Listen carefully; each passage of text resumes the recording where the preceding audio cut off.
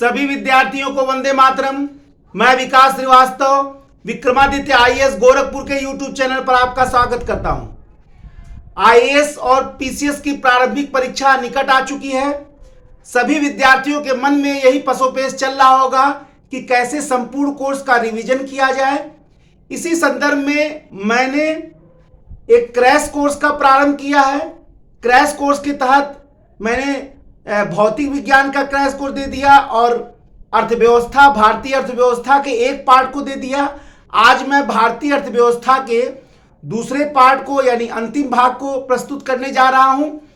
ऐसे विद्यार्थी जो भारतीय अर्थव्यवस्था के मूलभूत तथ्यों को समझना चाहते हैं, ऐसे विद्यार्थी जो भारतीय अर्थव्यवस्था के अवधारणाओं को समझना चाहते हैं, उसका त्वरित अध्ययन करना चाहते हैं, उनके लिए निश्चित ही हमारा यह लेक्चर बहुत ही महत्वपूर्ण साबित होगा।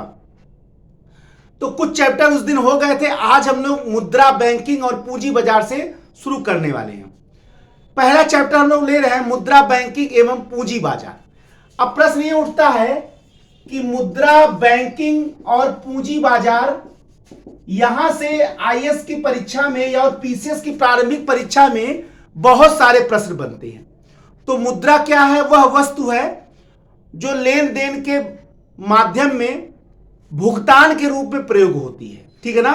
मुद्रा वह वाह्य वस्तु माध्यम है जो किसी वस्तु के लेन देन में, क्रय विक्रय में भुगतान के रूप में प्रयोग होती है। जनरली यहां से मुद्रा का प्रारंभ होता है और यही मुद्रा की परिभाषा है। अब प्रश्न ये उठता है कि भारत की जो मुद्रा है वो प्रामाणिक सांकेतिक मुद्रा मानी जाती है। देखिए, सांकेतिक मुद्रा का मतलब ऐसी मुद्रा जिसकी जो धात्विक मूल उतना नहीं है जितना उसका दाम है। अब 2000 के नोट में 2000 का ऐसा कोई धात्विक मूल नहीं है, लेकिन रिजर्व बैंक द्वारा लिखा गया यह बात कि मैं धारक को 2000 देने का वचन देता हूं, बस वही उसी का दाम 2000 है। तो वो सांकेतिक मुद्रा होता है जिसका धात्विक मूल उतना ना हो जितना उसका मूल्य हो, तो वो सांकेतिक मुद्रा हो जाए। तो भारत का जो मुद्रा है वो प्रामाणिक सांकेतिक मुद्रा है। अब मुद्रा भी कई प्रकार की होती है, सस्ती मुद्रा, महंगी मुद्रा, सॉफ्ट करेंसी, हार्ड करेंसी। ठीक है ना, बहुत सारे नाम है। यानी तो सस्ती मुद्रा जो कम ब्याज दर पे मिले, महंगी मुद्रा जो अधिक ब्याज दर पे मिले, फिर सुलभ मुद्रा जिसकी मांग कम हो लेकिन पूर्ति ज्यादा हो तो सुलभ मुद्रा होगा। जैसे भारतीय मुद्रा को सुलभ मुद्रा भी कहा जाता है, भारतीय रुपया को सुलभ मुद्रा कहा जाता है। क्यों? क्योंकि मांग से ज्यादा उसकी आपूर्ति है। ठीक है ना, यानी डिमांड इज लेस देन उसके सप्लाई के। ठीक है ना, डिमांड कम है, सप्लाई ज्यादा है। महंगी मुद्रा या हार्ड करेंसी, तो हार्ड करेंसी यानी दुर्लभ मुद्रा। तो हार्ड करेंसी कैसी मुद्रा हो गई? जिसकी आपूर्ति कम हो लेकिन मांग ज्यादा हो। जैसे अमेरिकन डॉलर। अमेरिकन डॉलर क्या है? एक दुर्लभ मुद्रा है। ठीक है ना। क्यों दुर्लभ मुद्रा है? हार्ड करेंसी क्यों है? क्योंकि उसकी उपस्थिति जो है उसकी मांग ज्यादा है। पूरी दुनिया में जनरली डॉलर में ही व्यापार हो रहा है, बड़े बड़े संख्याओं में। तो डॉलर की मांग ज्यादा है लेकिन डॉलर की आपूर्ति कम है, तो इसीलिए डॉलर क्या हो जाता है? एक महंगी मुद्रा हो जाता है। अब भारत में मुद्रा प्रणाली जो है, जनरली सबसे पहले जो करेंसी नोट छापने का जो कार्य किया गया था वो बैंक ऑफ बंगाल को दिया गया था। करेंसी नोट, कागज के मुद्रा को सबसे पहले जो जारी करने का श्रेय दिया गया था वो बैंक ऑफ बंगाल को दिया गया था। तो अंग्रेज अपनी मुद्रा चलाते थे, रुपया प्रणाली को उन्होंने अपना लिया था। लेकिन मेन वर्क जो हुआ वो आजादी के बाद हमारे लिए, हम लोग के देश के लिए हुआ। जैसे दशमलव प्रणाली, दार्शनिक प्रणाली, पहले चौका प्रणाली चलता था, उसके बाद दार्शनिक प्रणाली यानी जो दशमलव प्रणाली हम लोगों ने अपनाया, 10 पैसा, 20 पैसा, 50 पैसा, ये 1 अप्रैल 1957 से अपनाया गया। ये कई बार आपके आईएएस और पीसीएस में आ चुका है कि भारत में दार्शनिक प्रणाली कब अपनाया गया सिक्कों में। तो दार्शनिक प्रणाली जो अपनाया गया वो 1957 से अपनाया गया। ठीक है ना। पहले जो है चौका और प्रणाली चलता था, 4 आना, 8 आना, 12 आना। उसके बाद दार्शनिक प्रणाली अपना ले गए, 10 पैसा, 20 पैसा, और जो चल रहा है इस समय दार्शनिक प्रणाली। इसके अलावा पहले जो है ब्रिटिश महाराजा या महारानी का सिक्कों पर अंकन रहता था या रुपयों पर अंकन रहता था। लेकिन 1949 से अशोक चक्र को पहली बार अपनाना प्रारंभ कर दिया गया।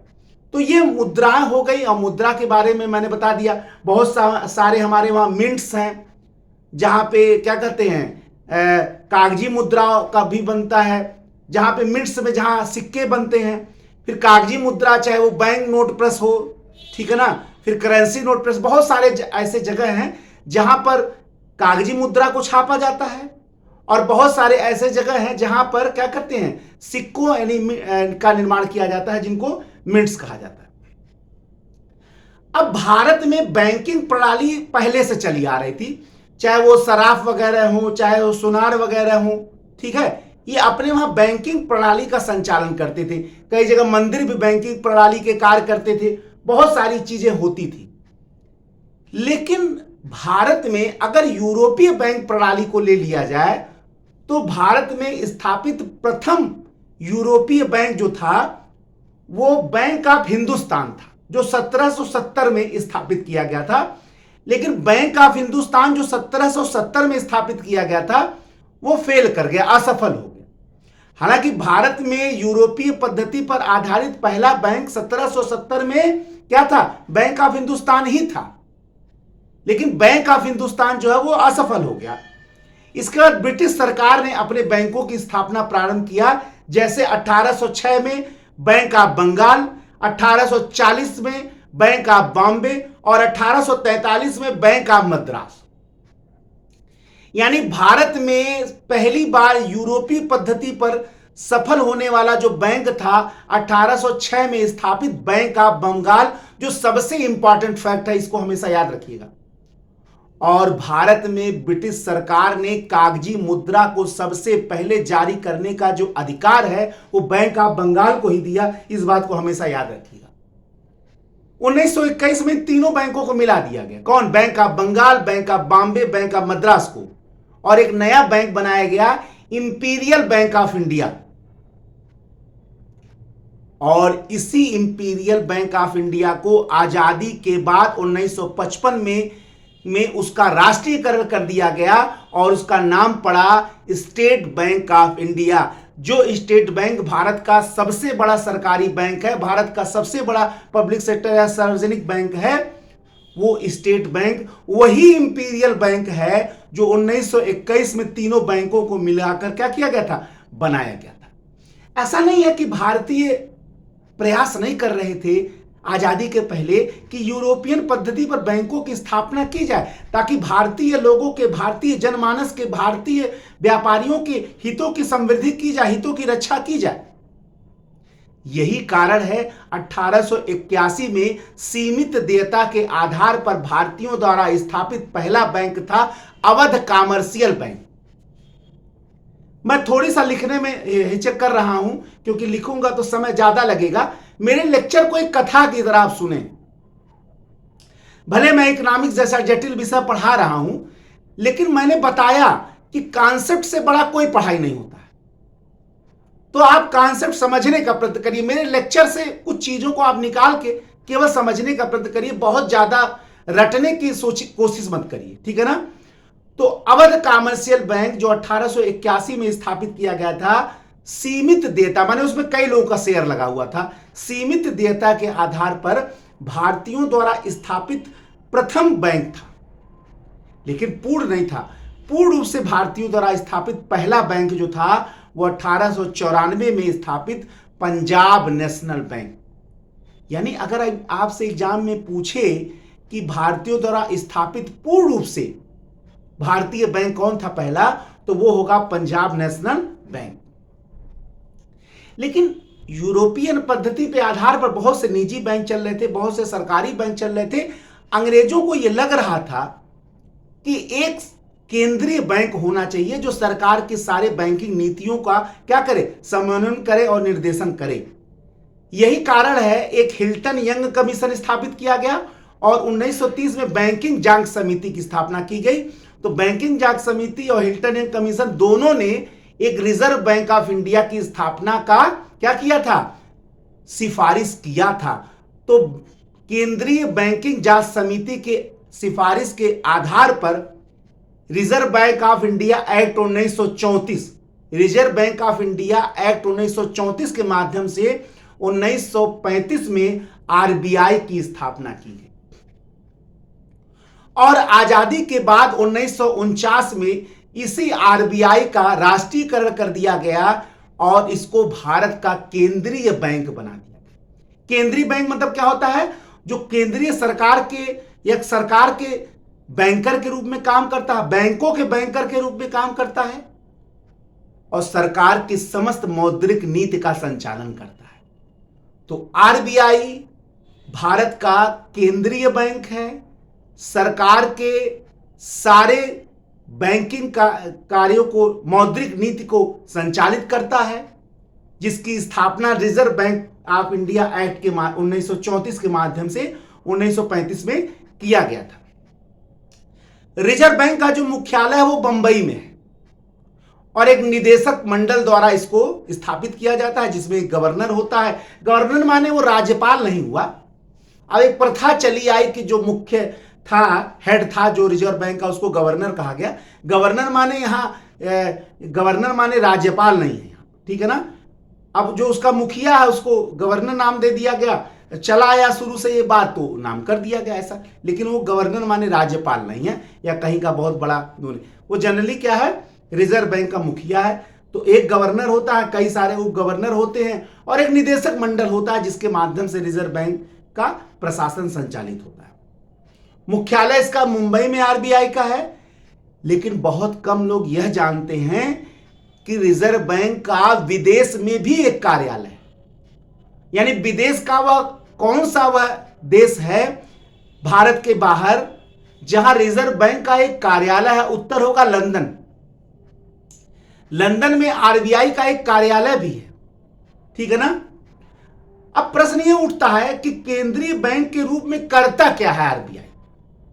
देखिए, सरकार के वित्तीय नीति को संचालन करने में दो नीतियां काम करती हैं। पहला मौद्रिक नीति और दूसरा है राजकोषीय नीति। दो नीतियां होती हैं जो सरकार के वित्त का संचालन करती हैं।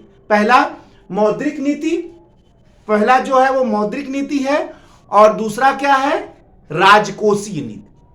तो मौद्रिक नीति का जो संचालन करता है वो आरबीआई करता है। याद रखिए, मौद्रिक, देखिए मैंने बताया कि अर्थव्यवस्था में थोड़ी कॉन्सेप्ट समझना है। अर्थव्यवस्था की पढ़ाई जो लोगों ने बस ये प्रचारित करके रखे हैं कि केवल करंट आता है, इसमें कोई दो राय नहीं है।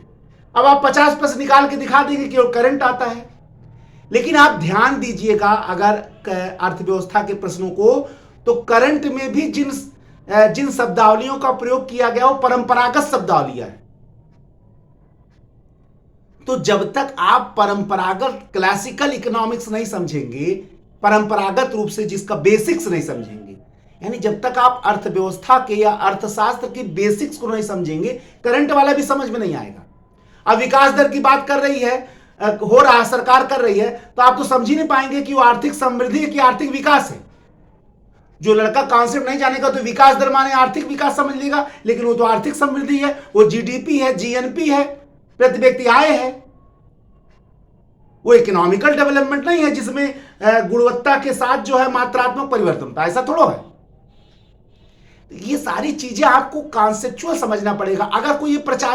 अगर ये कोई बता दे रहा कि केवल करंट ही होगा, इसीलिए अर्थव्यवस्था असंभव कठिन बन जाता है, क्योंकि केवल उसको हम लोग करंट की निगाह से देख लेते हैं। बेसिक्स आपको जानना बहुत जरूरी है। इसीलिए मैं यहां कोशिश क्या कर रहा हूं, मैं भी करंट पढ़ा कर निकल जाता, मैं जान लो बेसिक्स की आवश्यकता बहुत ज्यादा है।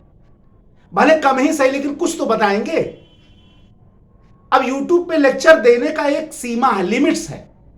अब 8 घंटे का मैं लेक्चर दे सकता हूं, लेकिन देने के बाद कोई पढ़ेगा ही नहीं। तो लेक्चर को एक सीमा में रखा जाता है, इस वजह से थोड़ी सा कम चीजें बता पाता हूं, लेकिन इसी में मैं कोशिश करता हूं कम में ज्यादा, यानी गागर में सागर भरने का, वही प्रयत्न मैं यहां कर रहा हूं। इसलिए बेसिक्स पर हमेशा ध्यान रखिए। अगर आपको कोई ये बताता कि ऊपरी तैयारी से आईएएस की परीक्षा निकलेगी, बहुत गलत बताता है। आईएएस की परीक्षा जो है वो संपूर्ण और समग्र तैयारी से निकलती है। कोई भी ऊपरी पढ़ाई से, कोई भी उठल्लू पढ़ाई से आईएएस की परीक्षा कभी नहीं निकलती है, सपने में नहीं निकलती। इसलिए बेसिक्स की तैयारी करिए, और बेसिक्स जब आप पढ़ेंगे तभी आईएएस की परीक्षा निकलेगी। और अर्थव्यवस्था में, क्लासिकल इकोनॉमिक्स में बेसिक्स बहुत जरूरी है, तभी आप करंट से उसको जोड़ पाएंगे, अन्यथा बहुत कठिन हो जाएगा। और इसीलिए अर्थव्यवस्था लोगों के लिए कठिन बन जाता है। तो मौद्रिक नीति का संचालन आरबीआई करता है। अब प्रश्न उठता है कि मौद्रिक नीति के तहत होता क्या क्या है, ठीक है ना। तो मौद्रिक नीति के तहत आरबीआई जो है वो मुद्रा की मात्रा नियंत्रित करता है, साख की मात्रा नियंत्रित करता है, और ब्याज दर को नियंत्रित करता है। तो मौद्रिक नीति का मतलब क्या हो गया, मुद्रा की मात्रा, साख यानी उधार की मात्रा, और क्या करता है, ब्याज दर की मात्रा को नियंत्रित करता है। इसी को कहते हैं मौद्रिक नीति। और इस मौद्रिक नीति का संचालन कौन करता है, आरबीआई। हालांकि आरबीआई मुद्रा का भी निर्गमन करता है। 1 रुपए से अधिक नोट और सिक्के के ऊपर का जो भी नोट और सिक्के हैं उसका जो है कौन करता है निर्गमन, आरबीआई ही करता है। अब 1 रुपए तक जो है वो सरकार करती है।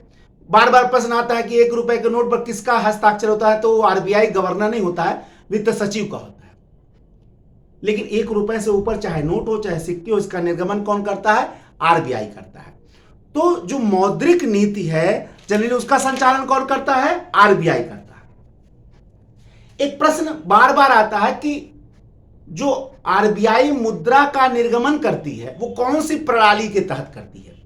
अब ये प्रश्न बार बार एग्जाम में बच्चों के समक्ष आता है। अच्छा, बच्चों के मन में यह भी प्रश्न उठता है कि कौन सी प्रणाली इस समय प्रचलित है मुद्रा निर्गमन के लिए। बहुत सारे बच्चे कहते हैं कि सरकार खूब अरबों खरबों नोट छाप दे, सबको 1-1 करोड़ रुपया दे दे, सब धनी हो जाए, गरीबी खत्म। बहुत से ऐसे देश हैं जहां कई हजार लाख के नोट भी छपते, लेकिन उनके रुपए की कोई कीमत नहीं। जिम्बाब्वे जैसे देश, बहुत सारे ऐसे देश हैं। मुद्रा छाप के गरीबी दूर नहीं किया जा सकता है। क्यों? क्योंकि मार्केट में जिस वस्तु की मात्रा अधिक हो जाती है उसकी कीमत अपने आप गिर जाती है। अगर मुद्रा को छाप कर पानी की तरह बहा दिया जाए तो मुद्रा की वैल्यू बिल्कुल गिर जाएगी। इसलिए नोट छाप के गरीबी दूर नहीं किया जा सकता है। जो मुद्रा परिश्रम, यानी जितनी मुद्रा डेवलप हो उस मुद्रा के साथ उतना परिश्रम भी हो, उतना उत्पादन भी हो, तब उस मुद्रा का वैल्यू होता है। बिना परिश्रम के, बिना उत्पादन के अगर धन का उत्पत्ति हो रहा है, मुद्रा का छपाई हो रहा है, तो मुद्रा पानी के बराबर हो जाएगा। ठीक है ना। तो आरबीआई किस प्रणाली के तहत मुद्रा का निर्गमन करती है, तो उसको बोलते हैं न्यूनतम कोष प्रणाली। स्वर्णमान आदि बहुत सारी चीजें पहले चलती थी। अब जो प्रणाली है वो क्या है, न्यूनतम कोष प्रणाली। अब न्यूनतम कोष प्रणाली क्या है, आरबीआई को अपने पास न्यूनतम रूप से 200 करोड़ का कोष रखना है। न्यूनतम कोष अपने पास रखना, फिर जितना चाहे नोट छाप दे। तो न्यूनतम कोष में 115 करोड़ का सोना होगा और 85 करोड़ का क्या होगा, विदेशी प्रतिभूतियां होंगी, बांड वगैरह। विदेश के जब आप बांड वगैरह, प्रतिभूतियां वगैरह रखते हैं तो इससे आपके देश की जो अस्तित्व है या आपके देश का जो स्टेबिलिटी है वो बना रहता है कि आपके पास विदेशियों की भी प्रतिभूतियां हैं, बॉन्ड हैं, ये सारी चीजें होनी चाहिए। ठीक है ना। और आप 115 करोड़ का आप एक स्वर्ण रख लीजिए। 200 करोड़ का अगर आप न्यूनतम कोष रख रहे हैं तो आरबीआई को अधिकार है जितना चाहे नोट छापे, लेकिन मैंने बताया वो उतना छाप नहीं सकती है। अब जब आरबीआई साख का नियंत्रण करती है, उधारी का नियंत्रण करती है, तो आरबीआई कुछ नीतियों का संचालन करती है और उसी नीतियों से आपके पास बहुत ज्यादा प्रश्न बनते हैं, क्योंकि साख की मात्रा, उधारी की मात्रा को नियंत्रित करना ही आरबीआई का बड़ा मेन काम है। क्योंकि आरबीआई मुद्रा की मात्रा और साख की मात्रा को नियंत्रित करेगा तो मार्केट में बहुत सारी चीजें भी उससे प्रभावित होती हैं। इसीलिए आप देखते हैं इतना बेसिक्स कम किया, उतना बेसिक्स कम किया, क्योंकि छोटे छोटे आरबीआई के कदम भी मार्केट में एक बड़ा परिणाम पैदा कर सकते हैं।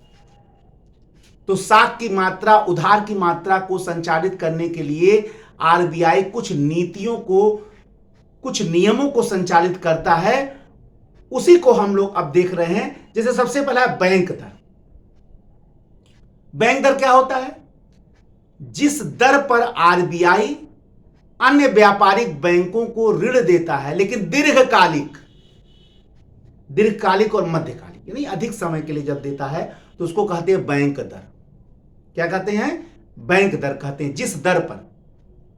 लेकिन उसी के साथ रेपो दर भी है। लेकिन रेपो दर में भी है कि जिस दर पर आरबीआई अन्य बैंकों को ऋण देता है उसको रेपो दर कहते हैं। लेकिन यहां दोनों कैसे बराबर हो गए? यहां अंतर है। अंतर क्या है? बैंक दर में दीर्घकालिक देता है, लेकिन रेपो दर में आरबीआई बैंकों को अल्पकालिक ऋण देता है, कभी कभी तो ओवरनाइट दे देता है। यही अंतर है बैंक दर और रेपो दर में। समझ में आ रहा नहीं आ रहा? यही सब तो कॉन्सेप्ट समझना अर्थव्यवस्था में। अर्थव्यवस्था में यही कॉन्सेप्ट जो है वो आपकी तैयारी को अलग कर देता है। एक दो किताब मत पढ़िए, चाहे एक किताब लग जाए चाहे जितना किताब लग जाए, आपको कॉन्सेप्ट पहले क्लियर कर लीजिए। एक दो किताबों के लकीर के फकीर मत बनिए। अगर कोई ये बता रहा है अरे भाई हम ये कह रहे हैं कि अगर हमको कॉन्सेप्ट क्लियर करने के लिए दो चार किताबें और ले लेना पड़ेगा तो क्या बुराई है क्या? और सब मिला के नोट बना लीजिए, फिर किताबों की जरूरत नहीं है। अगर ये कोई बाउंडेशन नहीं है कि बस दुइया किताब पढ़ लीजिए उसी से आप योग्य बन जाएंगे। सबसे बड़ी जरूरत तो कॉन्सेप्ट क्लियर करना है, अपने समस्याओं को दूर करना है। सिविल सेवा परीक्षा में चाहे एक किताब लग जाए, चाहे दो किताब लग जाए, चाहे चार किताब लग जाए, चाहे किताबों की लाइब्रेरी स्थापित करना पड़े, लेकिन जब तक कॉन्सेप्ट क्लियरेंस नहीं हो पाता है तब तक आपकी तैयारी पूर्ण नहीं मानी जाएगी और हमेशा प्रश्न चिन्ह लगा रहेगा। हमेशा प्रश्न चिन्ह लगा रहेगा। ये मत देखिए कुछ लोग हो गए एक दो किताब होकर, सैकड़ों की जिंदगियां बर्बाद हो गई, ये भी देखिए, वो आप देख नहीं पाते। इसलिए मेरे कहने का यह मतलब यह नहीं है कि आप बिल्कुल लाइब्रेरी खोल दी। मेरे कहने का मतलब यह है कि तब तक आप पढ़िए जब तक कॉन्सेप्ट क्लियर ना हो जाए। तब तक पढ़िए तो कॉन्सेप्ट क्लियर ना हो जाए। केवल परीक्षा निकालने के लिए तैयारी मत करिए, पढ़ाई मत करिए, अपनी योग्यता को वृद्धि करने के लिए पढ़ाई करिए। एक बात हमेशा याद रखिएगा कि कभी कभी आकस्मिक रूप में अयोग्य व्यक्ति भी हो जाता है, लेकिन योग्य व्यक्ति अगर नहीं भी होता है तो अपनी योग्यता से जीवन में कुछ भी कर सकता है। यह हमेशा याद रखिएगा। इसलिए तैयारी हमेशा पूर्णता के लिए होना चाहिए, समग्रता के लिए होना चाहिए, अल्पकालिक या अल्पज्ञ नहीं होना चाहिए। ठीक है? तो ये मौद्रिक नीति में बैंक दर हो गया, रेपो दर हो गया, फिर रिवर्स रेपो दर। पर रेपो दर में आरबीआई अल्पकालिक ऋण देता बैंकों को, और रिवर्स रेपो दर में क्या होगा? बैंक आरबीआई को अल्पकालिक समय के लिए ऋण देते हैं। अब जैसे बैंक दर में क्या है, अगर बैंक दर में ब्याज दर बढ़ा देता है तो बैंक कम लोन लेंगे, बैंक कम लोन लेंगे तो मार्केट में कम लोन देंगे, तो मार्केट में रुपया कम हो जाएगा, मुद्रास्फीति कम हो जाएगी। अगर बैंक दर को घटा देगा आरबीआई तो ज्यादा बैंक लोन लेंगे आरबीआई से, बैंक मार्केट में ज्यादा लोन देगा तो मार्केट में रुपया ज्यादा हो जाएगा, मुद्रा की मात्रा बढ़ जाएगी। तो मुद्रा की मात्रा या साख की मात्रा घटाने बढ़ाने का एक यंत्र है बैंक दर। समझ रहे हैं? इसी से मुद्रास्फीति को कम करता है, आदि करता है। ये सब आरबीआई के अपने मौद्रिक नीति है, मॉनेटरी पॉलिसी जो है आरबीआई का, उसके माध्यम से वो मार्केट में मुद्रास्फीति को भी करता है, मुद्रा संकुचन को भी डिस्टर्ब करता, कई सारे कार्रवाई जो है वो करता है। इसके बाद CRR SLR, cash reserve ratio. Cash reserve ratio का मतलब क्या हुआ कि हर बैंक को अपनी मांग या जमा का निश्चित जो है कैश वो आरबीआई के पास जमा कर रखना पड़ता है। क्यों जमा रहता है? ताकि उसका स्थायित्व बना रहे। पता चला सारा ऋण दे दिया और दिवालिया हो गए। तो कैश के तहत, कैश रिजर्व रेशियो के तहत केंद्रीय बैंक के पास अपना कैश जो है कुछ परसेंट जो है वो केंद्रीय बैंक के पास सभी बैंकों को जमा रखना पड़ता है। उसको CRR बोलते हैं, कैश रिजर्व रेशियो। जो बैंक जो है कुछ परसेंट, जितना परसेंट होता है कुछ परसेंट आरबीआई के पास जमा कर देते, केंद्रीय बैंक के पास, ताकि समय पड़ने पर वो उसका उपयोग करा सके। ठीक है ना? तो कैश रिजर्व रेशियो हो गया ये। इसके बाद कैश रिजर्व रेशियो के अलावा बैंकों को अपने पास नकद के रूप में या सोने के रूप में या प्रतिभूतियों के रूप में भी कुछ धन रखना पड़ता है। उसको बोलते हैं SLR। ठीक है ना? वैधानिक तरलता अनुपात। लेकिन ये कैश रिजर्व रेशियो से अलग होता है। ठीक है ना? तो चाहे वो बैंक दर हो, चाहे रेपो दर हो, चाहे रिवर्स रेपो दर हो, चाहे CRR हो, चाहे SLR हो, इससे तमाम प्रश्न हर साल आते हैं एग्जाम में। इन्हीं को थोड़ी सा आगे बढ़ा के आप पढ़ लीजिए। पूरा प्रश्न इसी के अगल बगल रहते, आप देखिएगा करंट कर देगा इसी से। आप थोड़ी सा इन चीजों को देखिए, आयोग के प्रश्नों की प्रवृत्ति को जरा समझिए और प्रश्नों की रिप्रेजेंटेशन को भी समझिए। मैं बार बार अपने लेक्चर में हर लेक्चर बताता हूं कि आयोग के प्रश्न से ज्यादा आयोग के रिप्रेजेंटेशन जो प्रश्नों का वो कठिन होता है। प्रस्तुत ही आपके समक्ष इतना कठिनाई से करता है आयोग कि आपको लगता है बड़ी कठिन प्रश्न, इसको कभी पढ़ा ही नहीं, जबकि आप सब पढ़े हैं। सब पढ़े हैं आप, ऐसा नहीं पढ़े हैं, पढ़े हैं आप, लेकिन वहां रिप्रेजेंटेशन इतना कठिन किया कि आपको समझ में नहीं आ रहा। तो मुद्रा हो गया, बैंकिंग का पूंजी बाजार हो। अब पूंजी बाजार का मतलब यह हो गया कि एक ऐसा मार्केट है जहां ऋण, जहां बांडों, प्रतिभूतियों और ऋण पत्रों को बेचकर क्या किया जाता है? दीर्घकालिक धन की प्राप्ति की जाती है, दीर्घकालिक धन को जुटाया जाता है, दीर्घकालिक पूंजी को प्राप्त किया जाता है। जहां पूंजी बाजार माने वह बाजार जहां ऋण पत्रों, ठीक है ना, प्रतिभूतियों, सिक्योरिटीज, प्रतिभूतियां कुछ भी हो सकती हैं। सिक्योरिटीज में आपकी संपत्ति होती है, आपके द्वारा दिया गया वचन पत्र हो सकता है या किसी के शेयर्स हो सकते हैं, कुछ भी है। प्रतिभूतियां सिक्योरिटीज हो गया। प्रतिभूतियों एक प्रकार का साख हो गया। आप में, आपके व्यापारिक क्षमता में किसी का विश्वास, ये भी प्रतिभूति है। ठीक है ना? तो ऋण पत्रों, प्रतिभूतियों और बांडों के आधार पर उस बाजार में क्या किया जाता है? पूंजी का एकत्रण किया जाता है, पूंजी की प्राप्ति की जाती है, उसको बोलते हैं पूंजी बाजार। अब पूंजी बाजार दो प्रकार का होता है, पहला गिल्ट एज्ड बाजार और दूसरा औद्योगिक प्रतिभूति बाजार। तो गिल्ट एज्ड जो बाजार है वहां केवल सरकारी प्रतिभूतियों का क्रय विक्रय होता है। ये कई बार पीसीएस से पूछा जा चुका है, गिल्ट एज्ड बाजार क्या होता है। तो गिल्ट एज्ड बाजार जो होता है वहां सरकारी प्रतिभूतियों का क्रय विक्रय होता है। और औद्योगिक प्रतिभूति बाजार जो दूसरा बाजार होता है वो दो प्रकार का होता है। पहला प्राथमिक बाजार, जहां नए शेयरों का निर्गमन होता है, क्रय विक्रय होता है, नए शेयर, नई कंपनियां बनी, नए शेयरों का, तो प्राथमिक बाजार हो गया। द्वितीयक बाजार, उसमें क्या होता है? औद्योगिक प्रतिभूति बाजार में दूसरा बाजार क्या होता है? जहां पुराने शेयरों का क्रय विक्रय होता है। और इसी द्वितीयक बाजार को ही स्टॉक एक्सचेंज भी बोलते हैं, जिसको शेयर बाजार आप कहते हैं। ठीक है ना? तो भारत में शेयर बाजार का जो कंट्रोल करता है वो कौन करता है? सेबी करता है, securities and exchange board of India. ठीक है ना? Securities and exchange board of India, भारतीय प्रतिभूति एवं विनिमय बोर्ड। भारत में जो सेबी है उसी के द्वारा भारत में शेयर बाजार का क्या होता है?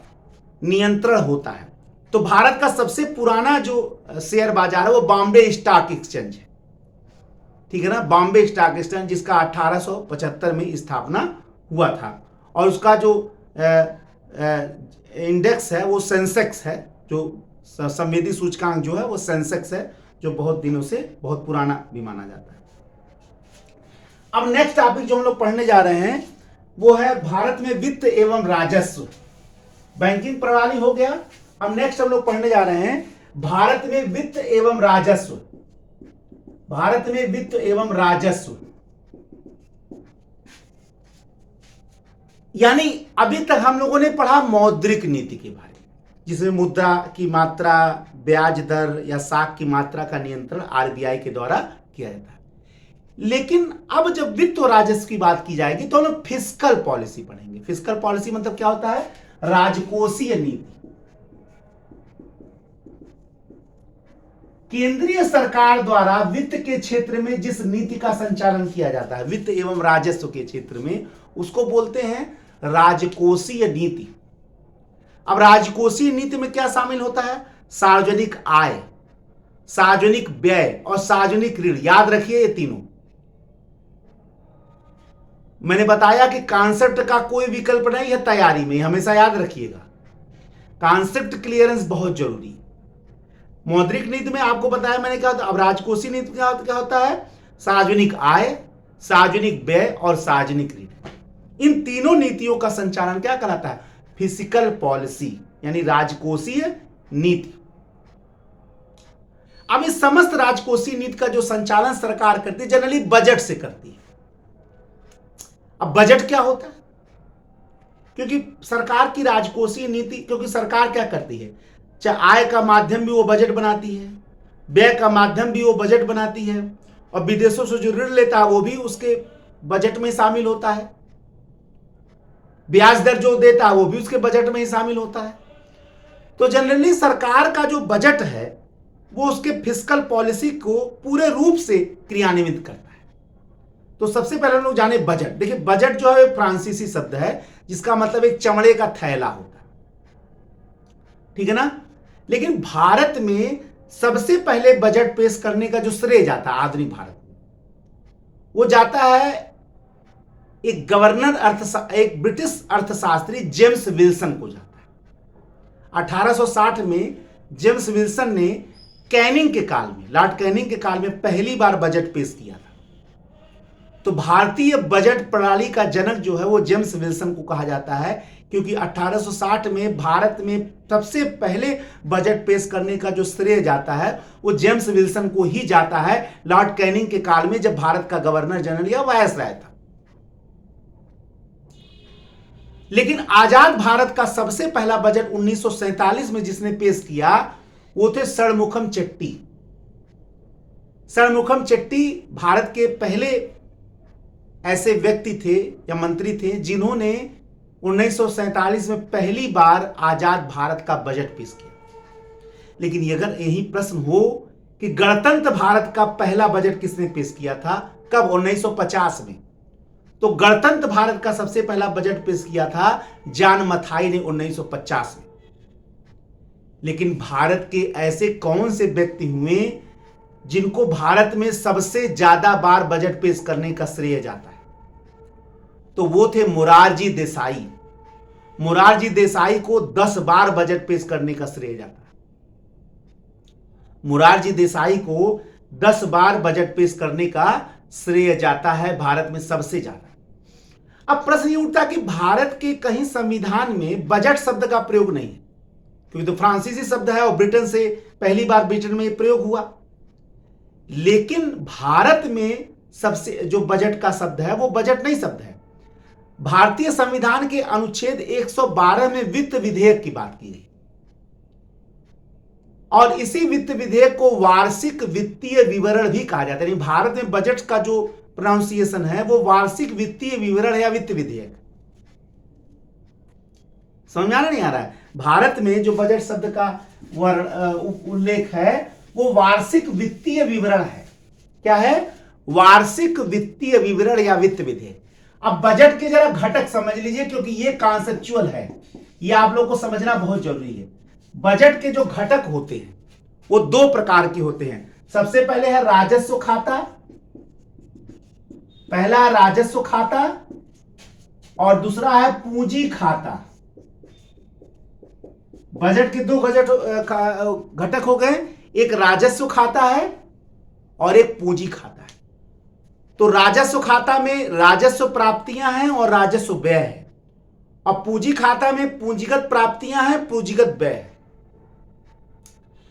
अब राजस्व खाता में अगर राजस्व प्राप्तियों की बात आप करेंगे तो कर राजस्व, गैर कर राजस्व।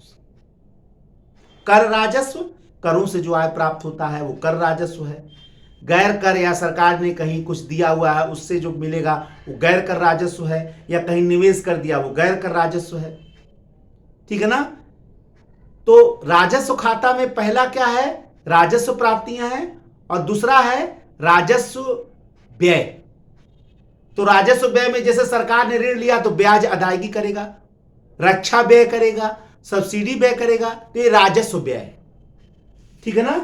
तो राजस्व खाता में राजस्व प्राप्तियां और राजस्व व्यय, समझ में आ रहा नहीं आ रहा, राजस्व प्राप्तियां और राजस्व व्यय, ये कॉन्सेप्ट है। मैंने बताया जब तक ये समझेंगे नहीं पूरा बजट पढ़ने कोई मतलब नहीं।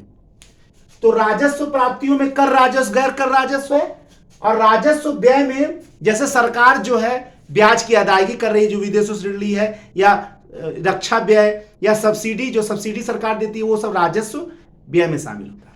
इसके बाद क्या है, पूंजी खाता।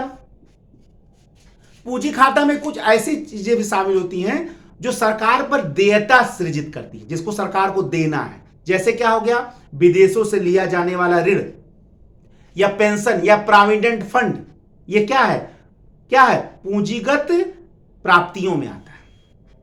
सरकार के पास है लेकिन सरकार ये देयता सृजित हो रही है, सरकार को देना। पेंशन भले रखा हुआ लेकिन देना तो ही है। विदेश से ऋण भले सरकार का खजाना भर रहा है लेकिन देना ही है। तो ये क्या हो गया, पूंजीगत प्राप्ति। और पूंजीगत व्यय क्या होता है, क्योंकि पूंजी खाता का दो भाग हो गया, पूंजीगत प्राप्तियां और पूंजीगत व्यय। तो पूंजीगत व्यय क्या होता है, जैसे सरकार ने राज्यों को ऋण दे दिया और राज्य उस ऋण को ऐसा खर्च कर रहे हैं कि बाद में उत्पादन होगा, तो पूंजीगत व्यय हो गया। तो व्यय बजट के दो घटक हो गए, क्या क्या हो गए, राजस्व व्यय, सॉरी राजस्व खाता, और दूसरा हो गया पूंजीगत खाता। राजस्व खाता के दो भाग हो गए, राजस्व प्राप्तियां, राजस्व व्यय, और पूंजीगत खाता का क्या दो भाग हुआ, पूंजीगत प्राप्तियां और पूंजीगत व्यय। ये मैंने आपको बता दिया। अब भारत में कर ढांचा जो है वो कर राजस्व का एक बहुत बड़ा अंग है। कर ढांचा ही सरकार के शुद्ध आय को इंगित करता है, क्योंकि कर से जो सरकार आय प्राप्त कर रही है वो जनरली उसके देयता को, लायबिलिटीज को सृजित नहीं करता है। एक प्रकार से सरकार का वो शुद्ध इनकम है। ऋण सरकार पा रही है, खजाना भर रही है, लेकिन ऋण से उसको देना ही देना, ब्याज अदायगी हर साल एक बहुत बड़ा इनकम सरकार का ब्याज अदायगी में चला जाता है। लेकिन कर से जो राजस्व सरकार को प्राप्त होता है वो शुद्ध आय है, वो कोई देयता सृजित नहीं कर रहा है, वो अपने पास है। तो सरकार का जो कर ढांचा है वो महत्वपूर्ण है। तो भारत में दो प्रकार के कर लगाए जाते हैं, पहला प्रत्यक्ष कर, दूसरा है अप्रत्यक्ष कर। तो प्रत्यक्ष कर क्या है, प्रत्यक्ष वह कर है जिस पर, प्रत्यक्ष कर वह कर है जिस पर लगाया जाता है उसी से वसूला जाता है। अब अप्रत्यक्ष कर क्या है, वह कर है जो जिस पर लगाया जाता है उससे नहीं वसूला जाता बल्कि दूसरे से वसूला जाता है। या इसको दूसरे शब्दों में ऐसे भी कह सकते हैं कि जिस पर लगाया जाता है वह दूसरों पे टाल देता है, दूसरे को देना है। इसको कहते हैं अप्रत्यक्ष कर। जिस पर लगाया जाए कोई दूसरा दे उसको अप्रत्यक्ष कर कहते हैं। केंद्र सरकार के अगर प्रत्यक्ष कर की बात की जाए तो आय कर है, निगम कर है, ठीक है ना। और राज्य सरकार के अगर प्रत्यक्ष कर की बात की जाए तो वो क्या है, भू राजस्व है, कृषि कर है, वो राज्य सरकार के प्रत्यक्ष कर हो गए। अब केंद्र सरकार के अगर अप्रत्यक्ष कर की बात की जाए तो क्या हो जाएगा, सीमा शुल्क हो जाएगा, उत्पाद कर हो जाएगा, सेवा कर होगा, GST, goods and service tax जो सरकार लगाती है वो भी क्या है, केंद्र सरकार का अप्रत्यक्ष कर। सेवा कर क्या है, केंद्र सरकार का अप्रत्यक्ष कर है। और राज्य सरकार, अब दिन भर में आप कोई चीज खरीद रहे हैं तो एक्साइज ड्यूटी लगा हुआ, उत्पाद कर लगा हुआ है। दिन भर में आप 50 पैसे, 1 रुपया जितने का सामान खरीद रहे हैं सब पे आप कर दे रहे हैं। आपको लगता है हम कहां कर दे रहे हैं, अरे आप कुछ भी खरीदे कर दे रहे हैं, सरकार के खजाने में वृद्धि कर रहे हैं। दिन भर में 10 सामान खरीदे 10 का आप कर दे रहे हैं। समझ रहे हैं, दिन भर में आप भी योगदान कर रहे हैं सरकार खजाने में। आपको लगता है मैं योगदान नहीं कर रहे हैं, कर रहे हैं, बहुत कर रहे हैं आप योगदान, ठीक है ना। सब में कर लगा आपको दिख नहीं रहा क्योंकि वो अप्रत्यक्ष कर है। सरकार ने लगाया उस उत्पादक पर लेकिन उत्पादक आप पे ढाल दिए, अप्रत्यक्ष कर है। आय कर को नहीं ढाल पाएगा लेकिन उत्पाद कर को आप पे कर देगा। इसी प्रकार अगर राज्य सरकार का अप्रत्यक्ष कर देगा जाए तो बिक्री कर, जीएसटी, बिक्री कर जो उसका व्यापार कर जिसको बोलते हैं, मनोरंजन कर है, वो राज्य सरकार के क्या है वो राज्य सरकार के अप्रत्यक्ष कर है। ठीक है, तो ये कॉन्सेप्चुअल जो चीजें थी, चाहे वो भारत के वित्त और राजस्व की बात हो, चाहे बैंकिंग, मुद्रा, वित्त और चाहे पूंजी बाजार हो, ये मैंने बताने का प्रयत्न किया। कॉन्सेप्ट अर्थव्यवस्था में जितना संभव था वो मैंने दिया। हालांकि बहुत विस्तार है, हर चीजें, सीमा है, समय की सीमा है इसलिए, लेकिन ये अपने लेक्चर के तहत बस मैं इतना ही कहना चाहूंगा कि आप अगर ध्यान से पढ़ेंगे तो आपको इस बात का अनुभव जरूर होगा कि हमें कुछ ना कुछ प्राप्त जरूर होगा। ठीक है ना। इन्हीं शब्दों के साथ मैं आज अपने वाणी को विराम देता हूं। क्रैश कोर्स के एक नए सब्जेक्ट के नए लेक्चर के साथ मैं आपके समक्ष पुनः उपस्थित होऊंगा। तब तक के लिए जय हिंद, जय भारत, वंदे मातरम, धन्यवाद।